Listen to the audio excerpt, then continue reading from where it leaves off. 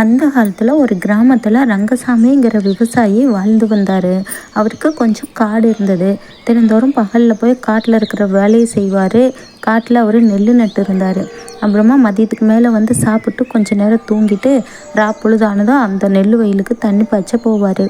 டேய் ரங்கசாமி, ரங்கசாமி எந்திரிச்சு வாடா, இரவு பொழுது ஆயிடுச்சு, நம்ம வயலுக்கு தண்ணி பாய்ச்ச போகணும்ல, எந்திரிச்சு வாடா எந்திரிச்சு வாடான்னு ஒரு சத்தம் கேட்டுச்சு. ரங்கசாமியும் திடீர்னு தூக்கத்திலிருந்து இது சின்னசாமி குரலாச்சே, ஐயோ சின்னசாமி வந்துட்டானா அப்படின்னு எந்திரிச்சு பார்த்தாரு. வெளியே இருட்டிட்டு இருந்தது.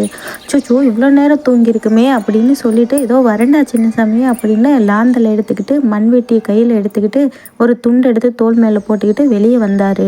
வெளியே வந்து பார்த்தா அங்கே சின்னசாமி இவரை பார்த்து சிரிச்சுட்டு நின்றுட்டு இருந்தாரு. என்னடா ரங்கசாமி இவ்வளோ நேரம் தூங்கிட்டு இருக்க, என்னாச்சுடா உனக்குன்னு சின்னசாமி அக்கறையாக கேட்டார். ஒன்றும் இல்லைடா, அன்றைக்கி கொஞ்சம் வேலை அதிகம், அதான் தூங்கிட்டேன், சரி வா போகலாம் அப்படின்னு சொல்லிட்டு 2 பேரும் நடந்தாங்க. ஒரு காட்டில் ஒற்றையடி பாதை வழியாக நடந்து போயிட்டு இருந்தாங்க. அங்கே வந்து சின்னசாமி வயல் முன்னாடியே இருக்குது. ரங்கசாமி வயல் சின்னசாமி வயலை தாண்டி போகணும். சரிடா சின்னசாமி, நீ போ வயலுக்கு தண்ணி கட்டு, நம்ம வயலுக்கு தண்ணி கட்டுறேன், கட்டி முடிச்சுட்டு 2 பேரும் சேர்ந்து போகலாம் அப்படின்னு சொன்னார்.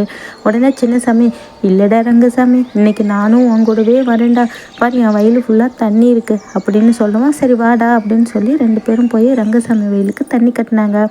ரங்கசாமியும் சின்னசாமியும் சின்ன வயசுலேருந்து நல்ல நண்பர்கள். 2 பேரும் எப்பவும் ஒன்றாவே இருப்பாங்க. அதனால அவங்க நிறையா விஷயங்களை பேசிக்கிட்டாங்க. சின்ன வயசுலேருந்து எப்படி சந்தோஷமாக ஜாலியாக இருந்தாங்கன்னு எல்லாம் பேசிக்கிட்டே இருந்தாங்க. சந்தோஷமாக இருந்தது. அவங்களுக்கு டைம் போனதே தெரியல. வயலில் தண்ணி பாய்ஞ்சிச்சு. சரி சின்னசாமி, வயலில் தண்ணி பாய்ச்சியாச்சு, நீ நானும் போகலாம் திரும்ப அப்படின்னு சொல்லி 2 பேரும் பேசிக்கிட்டே அந்த ஒற்றையடி பாதை வழியாக நடந்து திரும்பவும் வீட்டுக்கு வந்தாங்க. சின்னசாமி வீடு வந்துடுச்சு.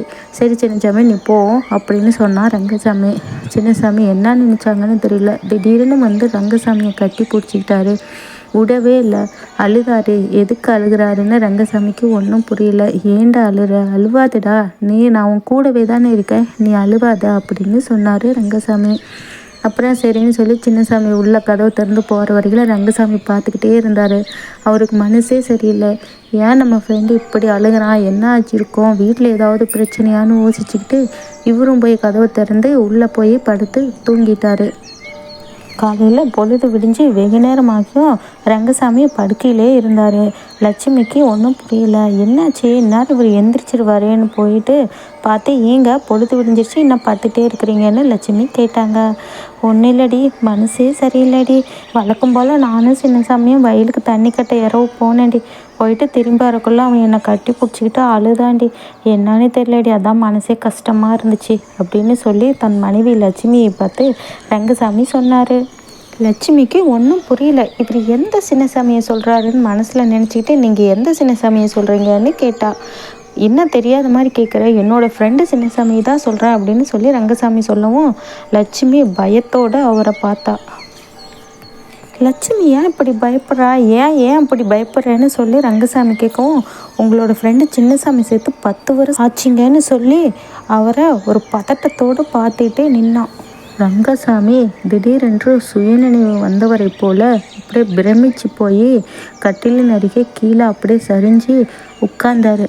அப்போ தான் யோசிச்சாரு, நம்ம சின்னசாமி செத்து 10 வருஷம் ஆச்சே, அப்போ இன்னைக்கு நம்ம கூட வந்து கூட்டிகிட்டு போய் இவ்வளோ நேரம் பேசிட்டு வந்ததெல்லாம் யார், சின்னசாமியோட ஆவியா அப்படி என்று யோசிச்சாரு. இருந்தாலும் சின்னசாமி கட்டி பிடிச்சி அழுதுத அவரால் தாங்கிக்கவே முடியல. ரொம்ப வருத்தமாக இருந்தது அவருக்கு. அவர் அழுது கொண்டே இருந்தார். அவர் கண்ணிலேருந்து கண்ணு தண்ணி வந்துகிட்டே இருந்தது. அவங்க மனைவி லட்சுமி என்னங்காச்சு என்னங்காச்சின்னு அவர் ஆறுதலாக கேட்டுட்டு அவர் பக்கத்தில் வந்து உட்காந்தாங்க.